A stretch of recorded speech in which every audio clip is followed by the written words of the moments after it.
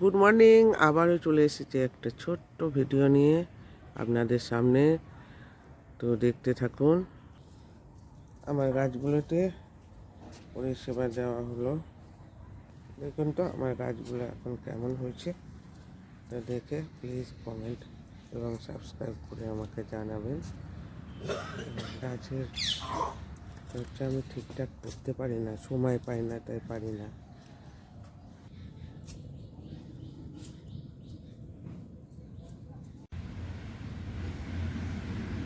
এটা এখনো ফুল হয়নি।